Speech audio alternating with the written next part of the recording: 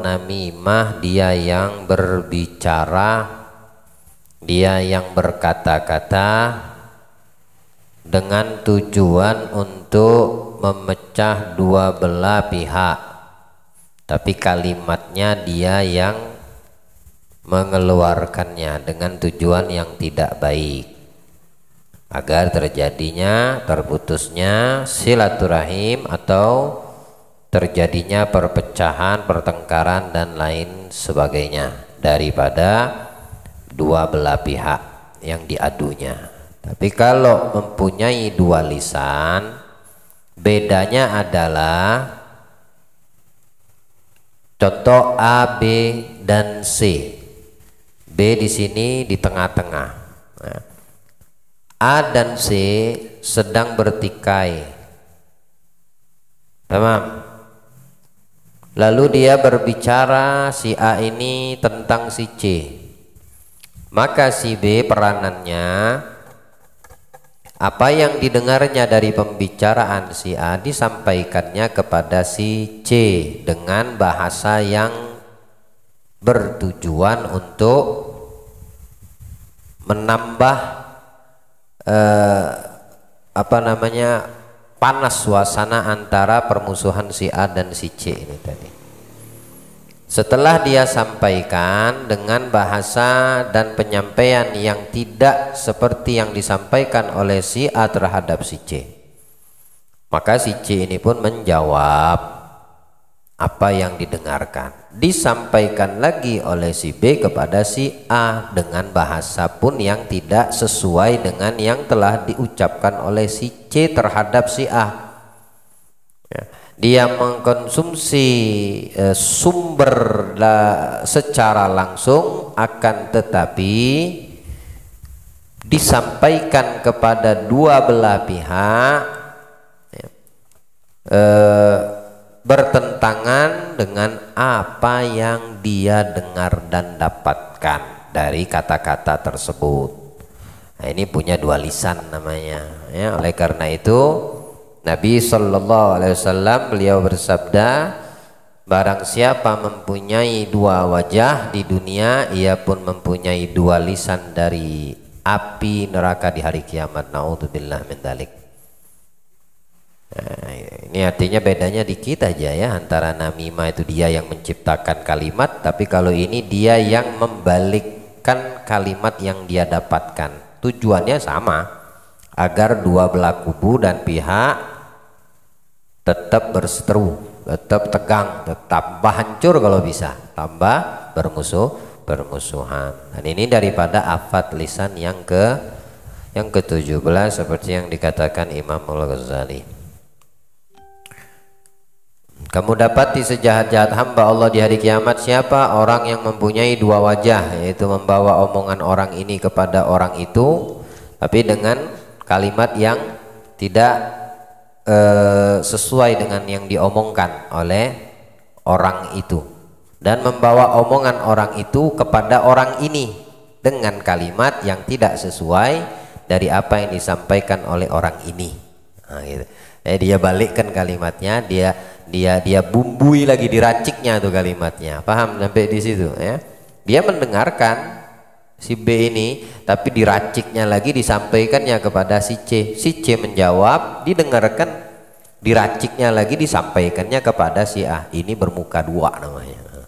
Kalau mengadu domba, dia yang ngatur kalimat. Si A, si C nggak ngomong apa-apa, tapi dia bikin kalimat, dia bikin ucapan dan kata-kata, disampaikannya kepada A bahwasanya si C ngomong kamu seperti ini, disampaikan lagi kepada si C dengan kalimat yang lain yang memojokkan atau memburukkan si A. Akhirnya A dan C berantem, tapi dia yang bikin kalimat, ya nganturnya. Itu bedanya. Baik. Kejelekan ke-18, pujian. Dalam beberapa keadaan perbuatan ini dilarang. Pujian mempunyai 6 kejelekan, 4 pada pemuji dan 2 pada yang dipuji. Adapun pada pemuji ialah: pertama, apabila pujiannya berlebih-lebihan hingga menyebabkan dusta. Orang kalau sudah berlebihan di dalam memuji ya, pertama pujian ini hukumnya boleh dan tidak dibolehkan. Ya, artinya dilarang, tapi di sisi lain dianjurkan. Ya, melihat sikon dan keadaan. Ya. Yang pasti bagi orang yang tidak pantas untuk mendapatkannya pujian tersebut, ya, karena dari apa yang dia puji, daripada pujian yang datang kepadanya tidak ada pada dirinya, nah ini mendatangkan afat, ya, lisan yang memuji ataupun yang dipuji, masing-masing bisa mendapatkan mudarat, mau yang memuji atau yang dipuji. Karena orang yang tahu akan dirinya sendiri, maka dia tidak akan berpengaruh pujian atau hinaan. Ya. Orang yang mengenal siapa dirinya, dia tidak berpengaruh pada dirinya setiap pujian yang datang untuknya atau hinaan yang datang kepadanya. Itu tidak ada pengaruh. Siapa? Orang yang kenal dirinya. Kalau kita ini kan siapa kita saja kita belum ngerti. Mengenal diri kita sendiri kita tidak tahu siapa kita. Makanya kadang kalau seandainya ada orang memuji kita senang, di sisi lain ketika ada orang yang mencela kita marah. Dipuji kita senang, dicela kita tidak terima. Kenapa? Karena kita tidak tahu diri kita sendiri, siapa diri kita, bagaimana keadaan kita. Andaikan kekurangan dan aib yang ada pada diri kita dibuka sama Allah, orang akan merasa jijik sama kita. Allahumma ditutup masih sama Allah gitu. Jadi kita harus tahu, harus sadar terhadap pujian dan orang yang memuji kepada kita akan pujian tersebut. Hendaknya kita tidak berharap atau senang kalau mendapatkan pujian dari siapapun yang memuji. Di sini dikatakan 4 pada pemuji mudorotnya, 2 pada yang dipuji. Salah satunya kalau berlebihan akhirnya jadinya dusta, jadinya bohong. Nah, ini keburukan orang yang memuji. Tidak boleh memuji berlebih-lebihan. Dan kita harus pahami bahwasannya pujian itu yang paling pantas mendapatkan Allah dan Rasul. Maka selain Allah dan Rasul untuk mendapatkan pujian, atau kita puji, kembali kepada dirinya, bisa mendatangkan manfaat untuknya, bisa juga memudaratkan dirinya. Kan di Ummul Quran Allah Al-Quran mengawali daripada pujian kepada Allah yang sering kita baca. Alhamdulillahirabbil, segala puji memang berhak, pantas untuk dipuji. Tapi kalau makhluk, tak dulu, ya, bisa bahaya untuk dia kalau dia tidak mengetahui siapa dirinya. Baik. Kedua, bila dimasuki riya karena pujian itu menampakkan cinta. Kesukaan. Siapa yang tidak suka dan cinta cinta pujian? Pasti orang suka dipuji. Pasti dia cinta untuk mendapatkan pujian. Itu kalau terjadi maka sudah ada riya pada dirinya. Orang memuji kita, kekhawatiran bila pujian itu menyebabkan riya, maka orang yang dipuji ini akan merasa bangga, merasa dirinya memang betul gitu. Dan pujian riya ini dikatakan Nabi sallallahu alaihi wasallam min syirkil khafi, di antara sifat syirik yang tersembunyi. Ada riya yang sifatnya bisa tampak, ada riya yang tidak tampak. Bahkan di dalam riwayat dikatakan riya itu lebih halus daripada suara semut berlangkah semut, saking tidak bisa diketahui. Dan itu bagian daripada sifat syirik yang tersembunyi. Allah lindungi kita daripada sifat riya, ya, suka dipuji atau mengharapkan pujian. Kalau riyaknya itulah terang-terangan secara zahir, ya dalam bentuk ibadah. Ada orang ahli tahajud, ada orang ahli qiraatul Quran, atau ada orang berilmu. Banyak hadis-hadis Nabi menjelaskan tentang yang lahiriah, ya, secara zahir, sifat riya.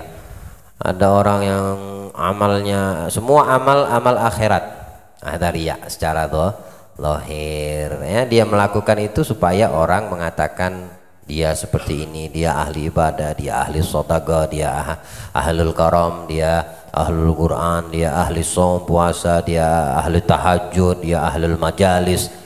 Nah, itu dia lakukan itu ibadah yang murni akhirat, tapi harapannya pujian dari orang secara lahir atau zahir. Kalau riya secara batin, orang tidak tahu dia ahli ibadah, ahli sedekah, ahli ini, ahli itu, ahli kebaikan, amal akhirat. Dia tidak ada orang yang tahu dia sama Allah. Tapi di dalam dirinya sendiri, di dalam batinnya, dia menisbatkan kenikmatan yang Allah berikan daripada amal-amal akhirat itu, dia nisbatkan untuk mendapatkan penghormatan, pujian dari orang-orang yang tidak mengetahui ibadah dia, kebaikan akhirat yang dilakukan. Tidak ada yang tahu. Contoh, misalnya ada orang yang ahlul ilm, berilmu, ya. Orang tidak tahu keilmuan hamba ini.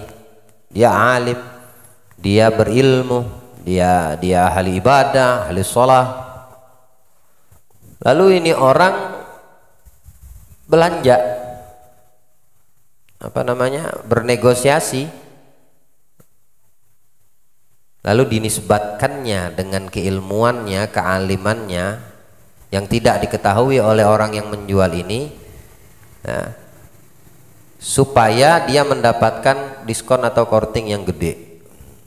Malah kalau bisa nggak usah bayar. Dia nisbatkan kepada ilmu yang ada pada dirinya, ya, harapannya supaya si penjual ini, ya, memberikan keringanan.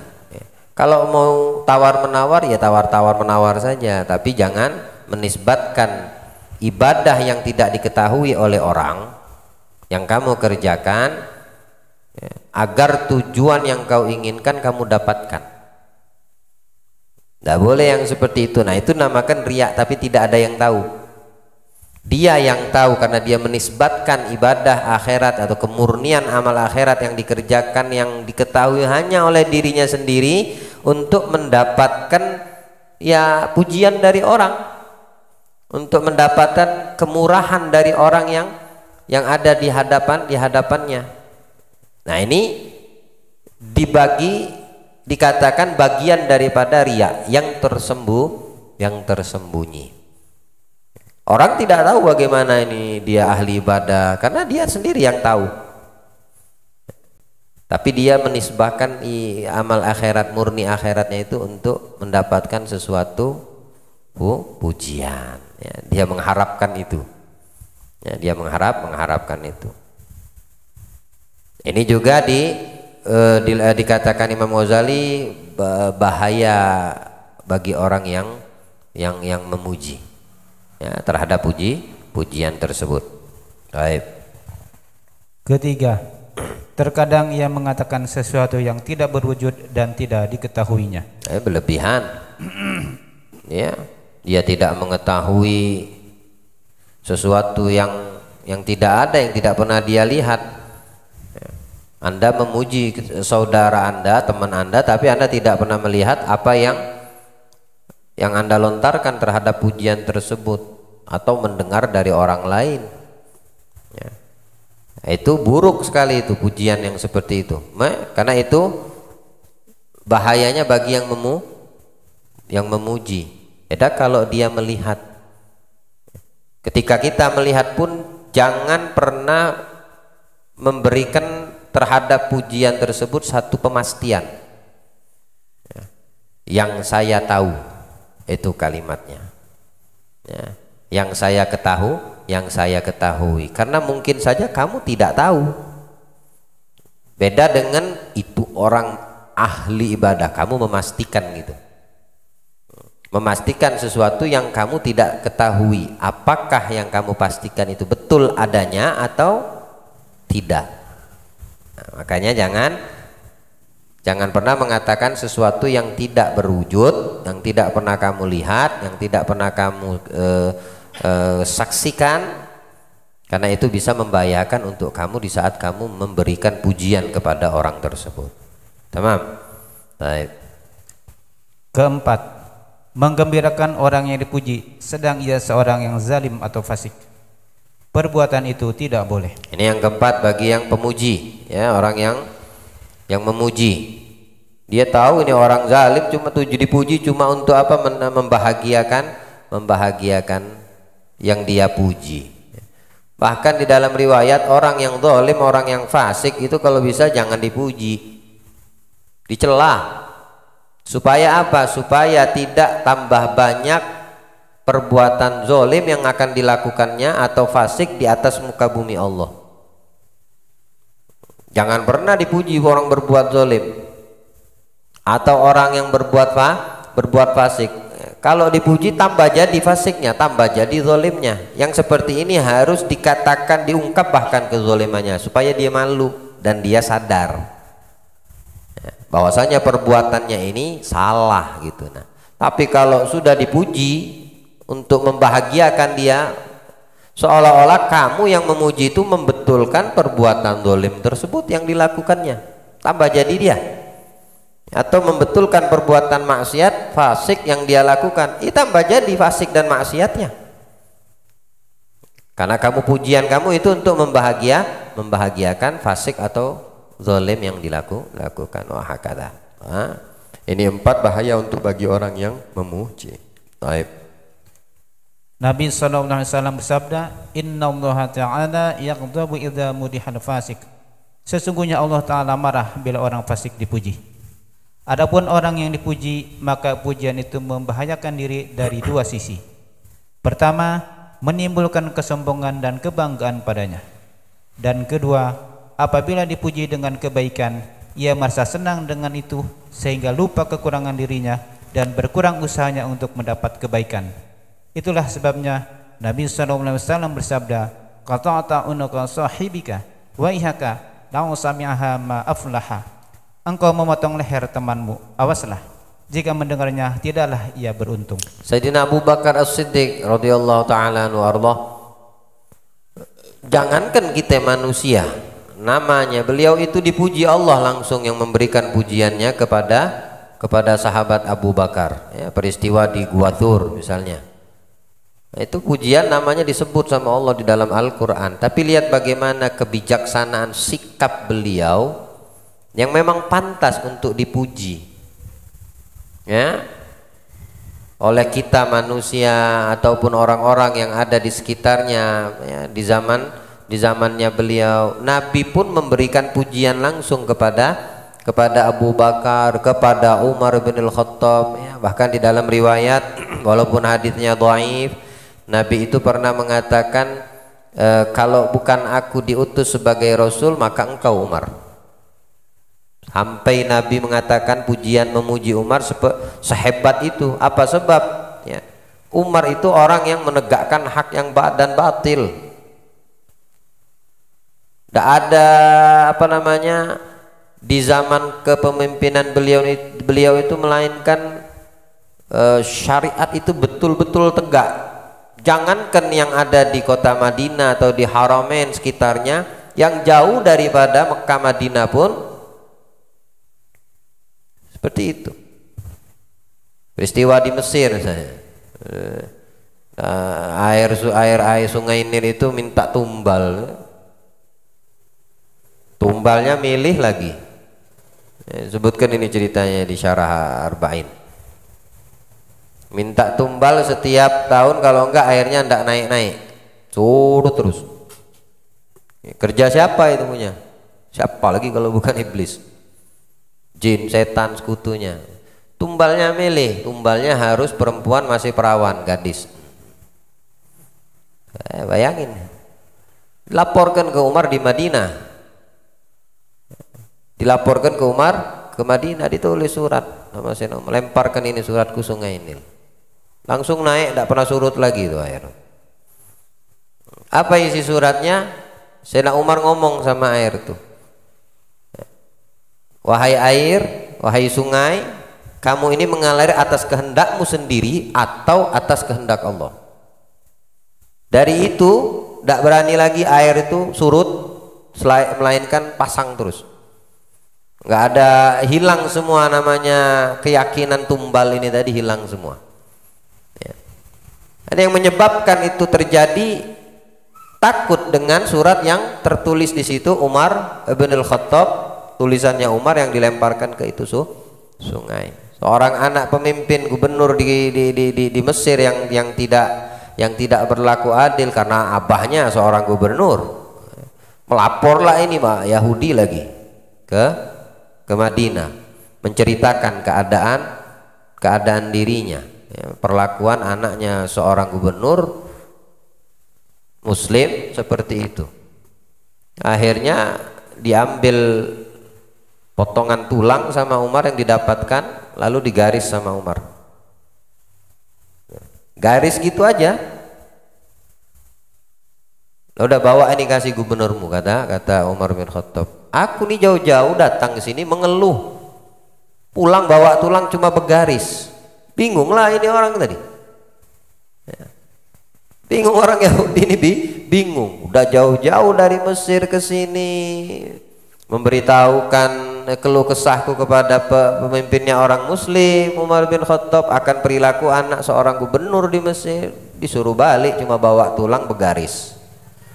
Mungkin harapannya itu dibawa atau itu dipanggil bawa pasukan untuk menghukum, mungkin di situ otak dia, harapan dia, baliknya cuma bawa tulang. Dikasih kepada pemimpin di Mesir. Lihat tulang dari Umar begaris, maksudnya berlaku adil. Ngerti dia. Akhirnya datang ke Madinah, minta maaf sama Umar dengan dibawa anaknya, ya. Kata Umar bin Khattab, ini yang berbuat jahat kepadamu, balas kejahatannya. Adil. Makanya dipuji sama Nabi SAW di masa hidup beliau. Kalau bukan aku yang diutus oleh Allah sebagai Rasulullah, utusannya, maka kamu itu orangnya Umar. Ya. Pujian Nabi kepada Sayyidina Abu Bakar juga dipuji.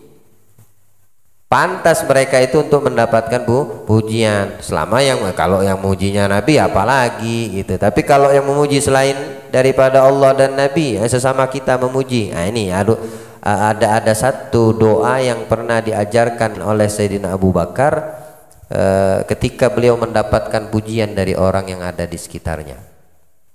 Padahal semua pujian yang tertuju itu betul, bukan hayalan, bukan bohongan, bukan pujian yang penuh dengan kedustaan, memang betul real. Ahlu sodako betul, orang yang selalu menyantuni yatim dan janda betul. Ada Abu Bakar As-Siddiq ketika mendapatkan pujian daripada orang yang memujinya, apa yang diucapkan oleh Abu Bakar As-Siddiq? Beliau berdoa kepada Allahumma anta a'lamu minni binafsi. Ya Allah, engkau zat yang lebih mengetahui diriku. Allah yang paling mengetahui Abu Bakar daripada Abu Bakar mengetahui dirinya sendiri. Allahumma anta a'lamu minni binafsi wa ana a'lamu binafsi minhum. Dan aku yang paling mengetahui diriku dari mereka, maksudnya yang memuji. Tapi yang paling mengetahui aku yang ada pada diriku hanya engkau ya Allah. Yang lebih mengetahui aku dibandingkan orang yang ada di sekitarku adalah diriku. Paham maksudnya? Yang paling kenal Abu Bakar, yang paling kenal kita, ya toh? Yang paling kenal diri kita dan orang lain siapa? Yang menciptakan kita dan orang lain, yaitu Allah, Tuhan kita. Ini yang diucapkan oleh Sayyidina Abu Bakar, ya. Allahumma ij'alni mimma yadunnun. Ya Allah, jadikanlah kepada diriku, atas diriku, dari apa yang mereka duga. Mereka itu memuji, tidak langsung terbang Sayyidina Abu Bakar, nggak bangga dengan pujiannya seperti yang dikatakan di atas. Tidak beliau juga merasa senang dan bahagia atau bangga diri dengan pujian. Allahumma ja'alni khairam mimma yadunnun. Ya Allah, jadikan aku sebaik-baik yang mereka duga dan mereka sangka. Dari yang memuji ini tadi. Waghfirli ma la ya'lamun. Ampunkan dosaku ya Allah, apa yang mereka tidak ketahui. Maksudnya yang memuji ini, mereka hanya memuji melihat yang baik, tapi mereka tidak mengetahui. Nah, ini maksudnya orang yang selamat daripada pujian, supaya tidak yang selamat daripada riya atau puji mengharap pujian dari orang lain ketika dia tahu siapa dirinya. Waghfir lima la ya'lamun wa la tu'akhidni bima yaqulun. Jangan kau siksa aku dari perkataan-perkataan mereka yang ditujukan kepadaku. Jadi kalau ada orang yang muji kita, layak kita baca doa ini sehingga kita mengetahui siapa diri kita. Kalau bukan karena Allah masih menutupi kekurangan kita, ndaklah orang tuh mau memuji kita, pasti jijik orang sama kita, ya. Kalau semua aib kita dibongkar sama Allah di halayak orang-orang yang ada di sekitar kita, mana ada yang mau ngurus jenazah kita apalagi sampai menguburkannya. Karena masih ditutup sama Allah orang bermurah hati, ya. Karena Nabi mengatakan ceritakan yang baik daripada orang mati di antara kalian, ya. Jangan ceritakan yang tidak baiknya, ya. Padahal dia sudah mati kan gitu, menunjukkan masa hidupnya apa lagi, ya. Jangan sampai kita menceritakan keburukan orang lain, ya. Ini akan menghindarkan kita, menjaga kita daripada pujian yang kita dapat, karena kita tahu siapa diri kita, bagaimana diri kita, banyaknya kekurangan yang ada pada diri kita, ya. Allahumma anta ta'lamu minni binafsi wa ana a'lamu binafsi minhum, ya. Allahumma ja'alni khairam mimma yadunnun waghfirli ma la ya'lamun wa la tu'akhidni bima yaqulun.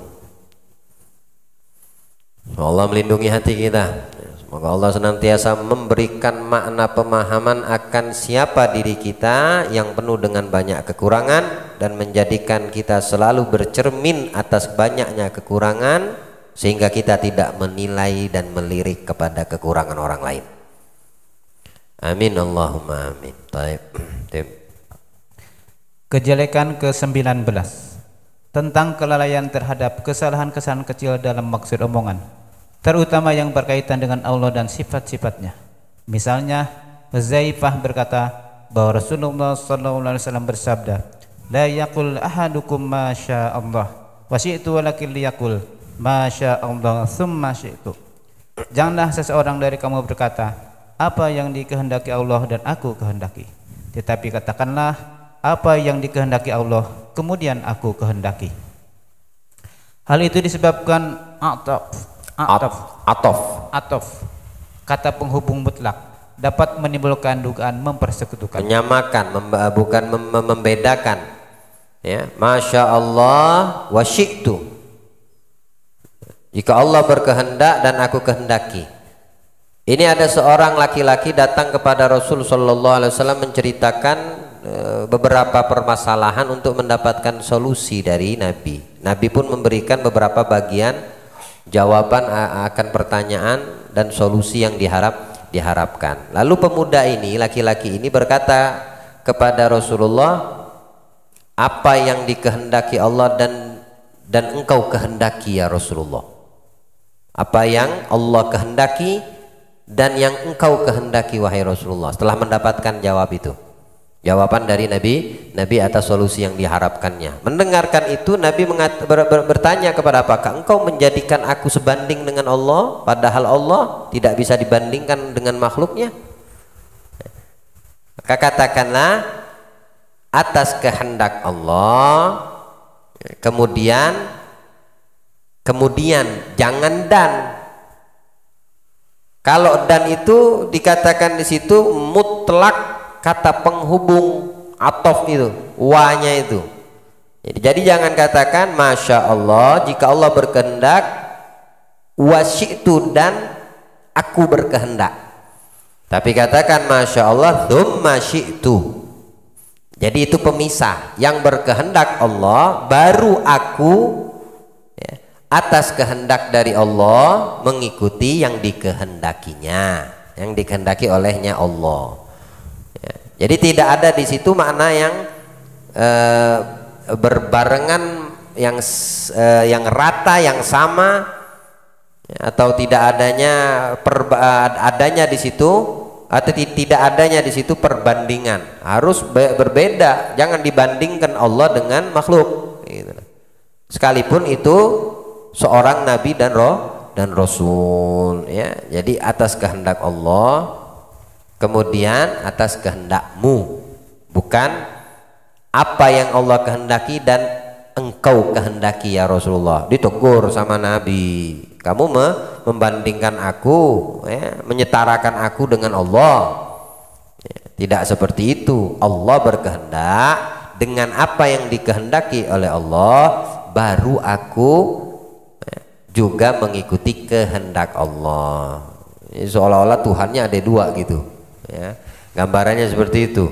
Allah Tuhan, Nabi juga Nabi Tuhan. Kalau waw atofnya kata penghubungnya dimutlakan tanpa ada pembedaan, tanpa ada membedakan gitu, sama jadinya. Apa yang kau kehendaki, apa yang Allah kehendaki dan engkau kehendaki. Yang berkehendak siapa di sini? Kalau kita fahami, pokoknya anak apa yang Allah kehendaki dan kamu kehendaki. Pahami yang bisa kita tangkap apa? Ada berapa Tuhan di situ? Yang berkehendak siapa? Ada berapa yang berkehendak? Ada dua. Yang sebetulnya yang maha berkehendak satu atau lebih dari satu? Satu. Mana boleh lebih dari satu? Pokoknya apa yang Allah kehendaki, kalau kamu menyetujui atas kehendak Allah, aku ikut. Nah ini betul. Dia tidak menjadikan dua kehendak di satu poin. Tapi berbeda, terpisah. Ini termasuk afat lisan kalau kelalaian terhadap kesalahan-kesalahan kecil, ya, dalam bermaksud omong walaupun dalam bentuk ucapan. Ini termasuk jeleknya lisan. Baik. Nabi sallallahu alaihi wasallam bersabda, la taqulu lil munafiki sayyidina fa innahu iyakun sayyidakum faqad ashattum rabbakum. Janganlah kamu katakan kepada orang munafik, pemimpin kami, karena ia menjadi pemimpinmu, maka kalian telah membuat murka Tuhanmu. Itu sudah jelas juga di dalam Al-Quran, ya. Jangan jadikan orang-orang yang tidak beriman sebagai tuan kalian atau pemimpin kalian, ya. Tidak boleh kita mengatakan kepada mereka orang munafik, pemimpin kami, ya. Misal waliyadzubillah, mudah-mudahan tidak terjadi, ya. Yang menjadi presiden itu orang kafir, ya. Jangan pernah katakan itu pemimpin kami, karena itu, ya, membuat murka Tuhanku Allah. Jangan, ya. Yang memimpin orang mukmin siapa? Mukmin, bukan orang selain mukmin. Maka Nabi di sini mempertegaskan juga dengan hadis la taqulu lil munafik sayyidina. Jangan kamu katakan kepada orang yang munafik, apalagi kalau kafir, tuan kami, pemimpin kami lah boleh. Cukup ente tahu dia udah. Misalnya tadi seorang pemimpin negara, kepala negara atau kepala daerah atau kepala kota misalnya tadi, tapi dia tidak beriman, ya, itu kepala, ya, bukan pemimpin kami. Jangan pernah mengatakan seperti itu, karena itu sudah membantah daripada perintah Allah di dalam Al-Quran dan Nabi kita Muhammad sallallahu alaihi wasallam, ya. Dia adalah gubernur, oke, ya. Dia adalah presiden, ya, presiden kami, bukan pemimpin kami gitu.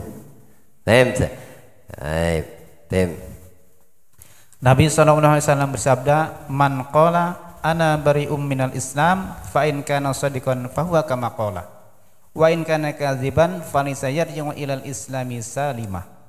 Barang siapa mengatakan aku bebas dari Islam, maka jika ucapannya benar, ia pun seperti yang dikatakannya. Jika ucapannya dusta, maka ia tidak akan kembali kepada Islam dengan selamat. Alhamdulillah. Baik. Kejelekan ke-20. Pertanyaan oleh orang awam tentang sifat-sifat Allah Ta'ala dan kalamnya. Apakah ia lama atau baru? Itu termasuk kelebihan. Seharusnya mereka beramal bukan mengurusi ilmu itu. Karena orang awam apabila membicarakan hal itu barangkali bisa kafir dan mereka tidak menyadari hal itu. Oh ya, bagaimana otak yang terbatas mau membahas apa Allah Tuhan kita?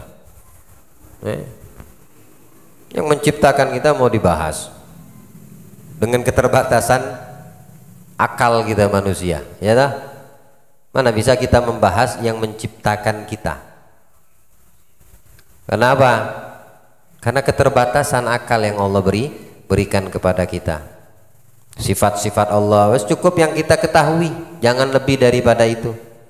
Nanti kalau bertanya ada orang-orang terdahulu seperti orang-orang musyrik, orang-orang kafir yang bertanya siapa Tuhan, kapan Tuhan itu berada di mana. Kalau ada pertanyaan yang seperti itu, bahkan Rasulullah diajarkan Allah katakan kepada mereka kul huwallahu ahad Allahus samad, sampai akhir surat Al-Ikhlas baca itu selesai. Kagak usah dibahas yang merupakan sifat Allah yang di luar daripada kemampuan akal kita manusia, karena yang seperti itu akan membuat manusia yang membahasnya, yang bertanya tentang sifat-sifat Allah atau yang berkaitan dengan zatnya Allah, membuat dia syirik tanpa dia atau kafir tanpa dia sadari, ya. Allah itu yang lain ada sebab lahir. Siapa yang melahirkanmu? Siapa yang menjadikan Nabi Adam? Terus yang menciptakan segala sesuatu adalah Allah. Berarti Allah diciptakan, siapa yang menciptakan Allah? Akan bertanyanya seperti itu. Ya toh? Dia akan bertanya sampai kepada itu. Ini orang-orang ateis yang seperti ini, tidak punya Tuhan. Makanya dia tidak mempercayai Tuhan itu ada, karena dia sesuai dengan logikanya dia. Ya, jangan kita bahas yang di luar kemampuan akal kita karena keterbatasannya, apalagi yang berkaitan dengan Allah. Orang yang kentut saja kalau ente mau bahas dengan akalmu, kenapa yang dicuci wudhu wajah, tangan, padahal kenapa tempat lubangnya nggak dibersihkan, gitu. Nah bahas itu aja kita nggak mampu, otak kita terbatas. Tetap otak kita ngikut syariat, tetap kita punya otak, akal kita ngikut dengan hukum yang Allah datangkan. Jangan bahas yang menciptakan hukum dan yang mendatangkan hukum. Kalau sudah kita tahu keterbatasan, mestinya kan secara akal kalau seandainya kita kentut, yang dibersihkan ya lubang kentut, ya. Tapi ternyata kan Islam mengajarkan hukumnya beda. Kalau inti buang angin, hadas kecil, yang dibersihkan apa? Mukamu, kedua tanganmu, usap kepalamu, kakimu, kedua kaki sampai mata kaki. Nah, berwudu maksudnya. Itu untuk menghilangkan hadas. Ternyata untuk menghilangkan kentut gitu loh. Nah situ aja akal takluk sama hukum Allah. Lalu bagaimana mau akal membahas kebesaran Allah Subhanahu wa taala? Jangan, ya. Nah, ini termasuk afatul lisan bagi kalangan orang-orang awam. Tamam. Banyak perumpamaan ini disampaikan oleh Nabi oleh Allah Subhanahu wa taala kepada Nabi kita Muhammad sallallahu alaihi wasallam. Di antaranya yang Allah berikan kepada Nabi Musa alaihi salam, tapi tidak diberikan Allah kepada hambanya yang lain. Di sisi lain Allah memberikan kepada hambanya yang lain yang tidak Allah berikan pemahaman, pengetahuan, ilmu kepada Nabi Musa. Itulah kisah Nabi Musa sama Nabi Khidir, itu mengajarkan kepada kita keterbatasan kemampuan. Sekaliber Nabi Musa saja masih ada batas di dalam pemahaman dan pengetahuannya. Itu menunjukkan kepada kita agar kita ini tidak menjadi Kita awam yang ingin belajar, tapi tidak harus kita belajar melebihi kapasitas akal yang sudah ada pada diri kita. Jika itu menyangkut yang berkaitan dengan Allah, yang tidak ada yang mengetahui kecuali Dia sendiri. Cukuplah untuk kita beriman kepadanya, selesai. Ya, menjalankan yang diperintahkan, menjauhi yang dilarang olehnya, aman sudah. Tapi kalau lebih daripada itu, repot. Ya. Yang Maha mengetahui Dia, memberikan pengetahuan Dia. Ya. Seperti Nabi Musa pun ada yang tidak diketahui, karena Allah tidak memberitahukannya. Padahal dia seorang nabi. Ya, kisahnya Nabi Musa, Nabi Khidir dalam surat Al-Kahfi itu. Ya, asalnya ketika Nabi Musa berada di atas mimbar bertanya kepada Bani Israel, siapa orang yang lebih berilmu? Bukan sombong, memang paling berilmu di saat itu Nabi Musa.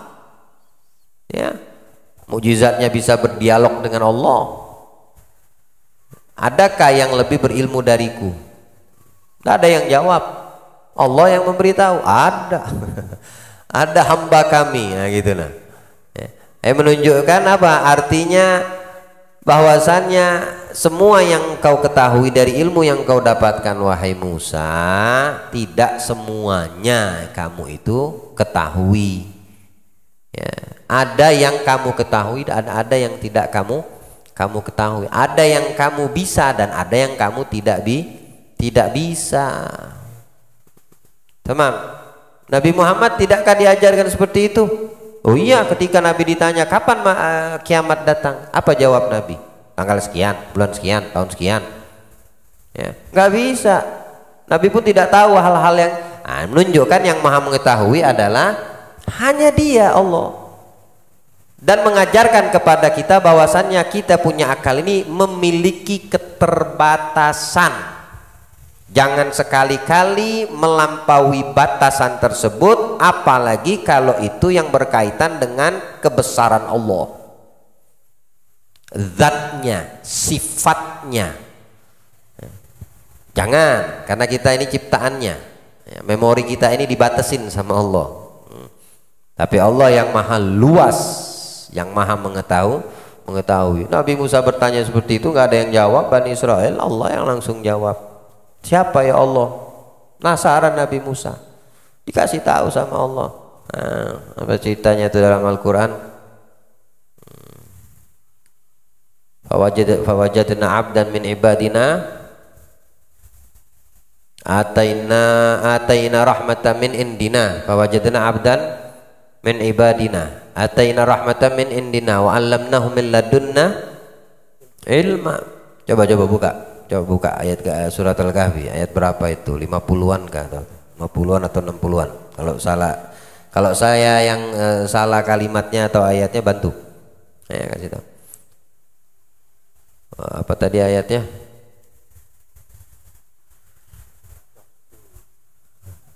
Wajadna abdan min ibadina ataina rahmatan min indina wa 'allamnahu min ladunna ilma. Ada kata Allah hamba kami yang kami rahmati atas dia, dan kami ajarkan kepada hamba tersebut ilmu dari sisi kami, ya, pengetahuan dari sisi kami, ya. Apalagi setelahnya itu, ilma. Qala lahu Musa hal attabi'uka ala an tu'allimani mimma 'allimta rusyda. Ayat berapa itu? 60-an, mulai coba 66. Sebelumnya apa? Apa itu 66 bilangnya? Sebelumnya? Fa wajada abdan min ibadina ataina rahmatan min indina wa 'allamnahu min ladunna ilma. Itu kan? Qala lahu Musa hal attabi'uka ala an tu'allimani mimma 'allimta. Nabi Musa akhirnya mendatangi tempat, ketemu, minta izin kepada Nabi Khidir alaihi salam, ya. Maukah kamu mengajarkan kepadaku apa yang bisa kamu ajarkan sebagai menjadi sebagai apa, petunjuk ya. Untuk kami, maksudnya Nabi Musa. Apa setelahnya? Qala innaka lan tastati'a ma'iya sabra. Ya. Ya. Qala innaka lan tastati'a ma'iya sabra fa kaifa tusbiru ala ma lam tuhit bihi khubra. Kata Nabi Khidir, kamu nggak bakal bisa sabar wahai Musa ya, mengikuti aku ya. Tapi bagaimana kamu bisa bersabar terhadap sesuatu yang belum kamu sama sekali mengetahuinya? Apa jawab Nabi Musa? Qala satajiduni insyaallah sabiran wala a'si laka amro. Enggak, kata Nabi Musa, aku akan sabar. Aku tidak akan bertanya. Aku tidak akan mempertanyakan apa yang akan kamu lakukan. Dan aku tidak akan berpaling gitu. Bertanya, berpaling dari apa yang akan dilakukan oleh Nabi Khidir. Akhirnya diizinkan sama Nabi Khidir ikut Nabi Musa ya. Yusha bin Nun bersama Nabi Musa saat itu yang menemani beliau mencari keberadaan di mana Nabi Khidir ya, dalam kitab dalam tafsir ya, Imam At-Tabari. Apa setelahnya ayatnya itu? Fantalaqa hatta raqiba fis safinatin kharaqtaha ya, kharagaha. Qala fa ini taba'tani. Qala fa ini taba'tani fala tas'alni an syai'in hatta uhditsa laka minhu dzikra. Kau boleh ikut, kata Nabi Khidir, tapi dengan catatan jangan kamu bertanya hingga aku yang menjelaskan apa yang terjadi. Apa jawab Nabi Musa? Apa setelahnya? Fantalaqa, akhirnya mereka berjalan hatta raqiba fis safinatin kharagaha, naik ke atas perahu, dibolongin sama Nabi Khidir, dibolongin, dapat perahu tersebut dibolongin, belum lagi, baru dibolongin sekali, langsung Nabi Musa melanggar apa yang dikatakan, disampaikan di ayat sebelumnya. Qala akhraqtaha litughriqa ahlaha laqad ji'ta syai'an imra. Ya Khidir, kamu membolongi supaya orang yang pemilik perahu ini sekeluarga tenggelam. Kamu ini telah melakukan perkara yang luar biasa. Salah, maksudnya perkara yang tidak betul. Kalau itu tujuannya untuk membuat pemilik perahu ini sama yang naik tenggelam kan? Apa jawab Nabi Khidir? Ala innaka lan tastati'a ma'iya sabra ya. Ente udah Nabi bilang nggak bakal ente bisa sabar ngikut aneh gitu. Fantalaqa, akhirnya jalan lagi. Itu tak ya? Setelahnya itu kah? Qala la tu'akhidni. Qala la tu'akhidni bima nasitu wa la turhiqni min amri usra. Minta maaf Nabi Musa, dimaafin sama Nabi Khidir. Jangan dijadikan beban apa yang dilanggar oleh Nabi Musa karena dia bertanya. Karena itu syarat dari Nabi Khidir kan, jangan bertanya sampai aku yang menjelaskan. Jadi kejadian yang dilihat sama Nabi Musa belum lagi dijelaskan Nabi Khidir, malah diawali dengan pertanyaan. Pertanyaan itu kan melanggar Nabi Musa. Saya minta maaf. Jangan sampai itu perbuatan dijadikan beban gitu. Fantalaqa hatta, apa setelahnya? Fantalaqa hatta idza laqiya gulaman faqatalah. Ketemu anak pemuda dibunuh sama Nabi Khidir. Baik. Melihat fenomena tersebut, bukannya diem tetap mengikuti apa yang diinikan, langsung tanya Nabi Musa. Nabi Musa ini nggak nahanan juga orangnya. Gala, apa salahnya gala? Hatta idza laqiya gulaman. Hatta laqiya gulaman faqatala. Gala agatal tanafsan zakiyatan bighairi nafsin laqad ji'ta syai'an nukra. Kamu bunuh pemuda yang nggak ada, menghilangkan nyawa yang suci tanpa dengan jalur yang betul, yang hak. Sungguh kamu wahai Khidir telah melakukan perbuatan yang mungkar. Kata Nabi Musa berkata seperti itu. Apa jawab Nabi Khidir? Qala alam aqul laka innaka lan tastati'a ma'iya sabra.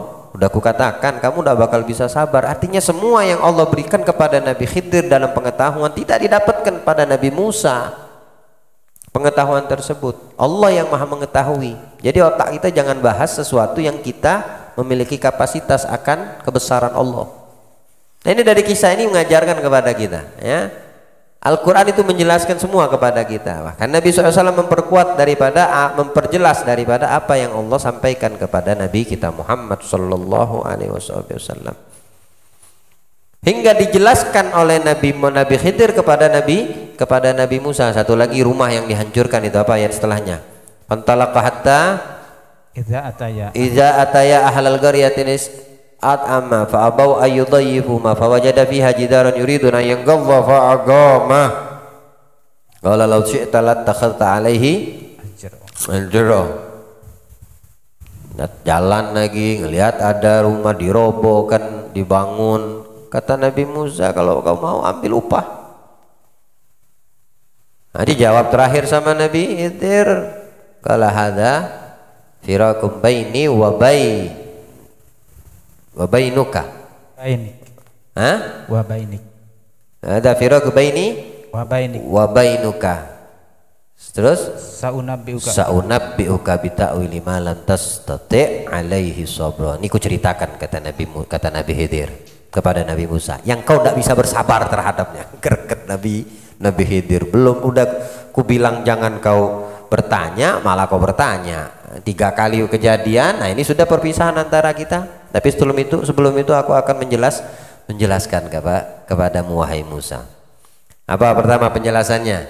Ammas safinatu fakanat limasakin ya'maluna fil bahari. Fawajada fi fa'aradtu an aibaha wa kana wara'ahu malikun ya'khudha kulla safinatin usbah. Adapun perahu yang kubolongin, ya, itu pemilik nelayan yang dengan itu dia mencari nafkah untuk keluarganya, untuk anaknya, untuk kebutuhannya. Tapi dia ini hidup di zaman yang ada di situ pemimpin zalim, ya, pemimpin yang zalim. Apa kerjanya? Ngambil perahu nelayan setempat dengan cara paksa. Tapi karena dilihat perahu ini bolong, bakal buruk lah, bakal tenggelam, tidak ada gunanya, tidak diambilnya.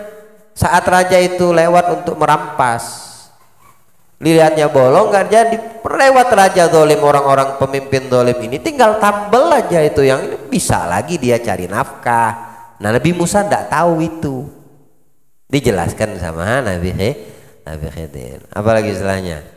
Wa ammal gulam bakana abawahu mu'minain, ya, yatimain mu'minain fakhashina ayyurhigahuma tughyanan wa kufra. Ini anak yang masih belum ada dosa, belum balik, kubunuh. Kenapa? Kalau dibiarkan hidup, ini bapaknya ini dua-duanya beriman kepada Allah.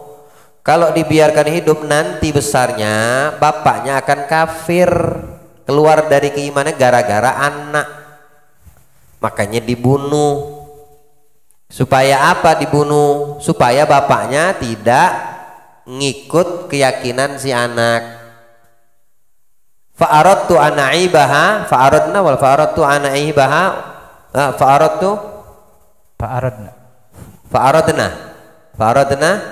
ayyubdilahuma rabbuhuma apa terusin? khairum minhu, lebih baik dari yang dibunuh nih si anak nih. Allah ingin menggantikan kepada kedua orang tua ini, ibu bapak ini, anak yang lebih baik dari yang dibunuh oleh Khidir. Kenapa? Karena dia tidak akan mengajak orang tuanya, kedua ibu bapaknya ini kufur kepada Allah. Maka yang ini dibunuh, dengan itu lahir lagi anak setelahnya yang menyelamatkan iman mereka kedua orang tuanya. Nah, apalagi setelahnya yang masalah rumah diroboh. Wa ammal jidar fakana ligulamaini yatimaini fil madinati wa kana tahtahu kanzul lahuma. Kalaupun rumah ini di bawah ini ada harta karun, ada yang berharga, karena itu artinya emas, perak, pokoknya yang bernilai, yang berharga, ya. Makanya dirobohkan sama Nabi Musa. Tujuannya apa? Tujuannya tetap terjaga ini apa namanya, harta karun ini tadi.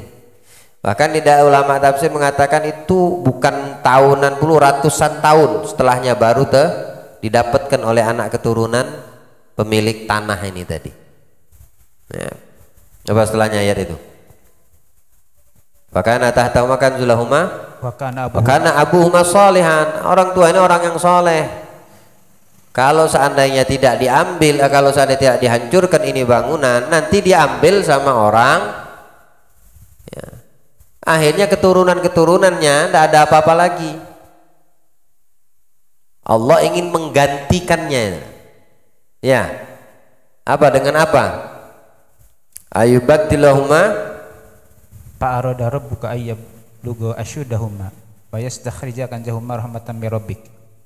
Terus wa ma fa'atuhu an amri dzalika ta'wili ma lam tastati' alaihi sabra. Allah ingin memberikan itu untuk masa tua si orang tua nih, pemilik ini tadi. Di masa tuanya nanti ada yang ngurus dengan itu harta yang tertimbun di bawah tanah rumah yang dihancurkan oleh Nabi Khidir. Nah, inilah takwil dari yang kau tidak mampu bersabar atasnya, kata Nabi Khidir kepada Nabi Musa. Oleh karena itu, kalau kita sebagai orang awam untuk mempelajari, mengetahui sifat-sifat Allah Subhanahu wa taala dengan keterbatasan akal, ya. Karena yang kita ketahui itu terbatas, pengetahuan Allah tanpa batas. Jadi jangan pernah lisan kita ini melakukan apa yang tidak yang memiliki keterbatasan terhadap kebesaran Allah, ya, terhadap apa yang ada di sisi Allah Subhanahu wa taala, karena kita mempunyai keterbatasan, ya. Jaga lisan kita, jangan membahas tentang perihal yang ada pada sisi Allah yang tidak bisa kita mampu untuk membahasnya, karena itu menjadikan bagian daripada afatul lisan, jeleknya atau keburukan yang dikeluarkan dari lisan manusia. Baik, dikit lagi. Dalam hadis Rasulullah SAW melarang tentang perkara yang tidak berfaedah dan banyak bertanya serta penghamburan harta. Nabi Musa banyak tanya enggak? Nabi Musa banyak tanya enggak? Rasulullah melarang gitu, ya. Artinya banyak diam lebih baik daripada banyak tanya-tanya. Baik. Ringkasnya, kesibukan orang-orang membicarakan apakah huruf-huruf itu lama atau baru adalah seperti orang yang ditulisi surat oleh raja yang menetapkan berbagai perkara tetapi tidak dikerjakannya, dan ia habiskan waktunya tentang pembahasan apakah kertas kitab itu lama atau baru sehingga patut mendapat hukuman darinya. Kalau dia langsung kerjakan perintah raja nggak dapat hukuman. Ini yang dibahas sama dia nih, kertas ini, surat ini kertasnya kertas lama apa kertas baru. Artinya banyak undang-undang yang dikasihkan sama si raja, mestinya lakukan aja sudah, ya. Seperti itulah yang Allah perintahkan kepada kita, wis lakukan saja, nggak usah banyak tanya, nggak usah banyak bacot lah gitu. Allah kasih kita perintah taat deh gitu, ya. Allah kasih perintah jauhi maksiat, jauhin sudah. Allah bilang jaga lisan kita, jaga lisan kita, ya deh. Ya. Allah bilang jangan lakukan semua yang dari 20 afat tulisan yang tertulis yang sudah kita pelajari, dijalanin. Karena itu mendatangkan kebaikan. Tapi kalau kita keluar daripada itu semua, dikhawatirkan malah keburukan yang akan kita dapatkan. Semoga Allah beri pemahaman, insyaallah. Allah jadikan pertemuan kumpulan kita ini membawa keberkahan, menjadikan kita sebaik-baik hamba Allah yang mendengarkan dan mengamalkan. Amin ya rabbal alamin. Sallallahu alaihi wasallam Muhammad wa alihi wasallam. Alhamdulillah rabbil alamin. Al-afwu ala tatwil.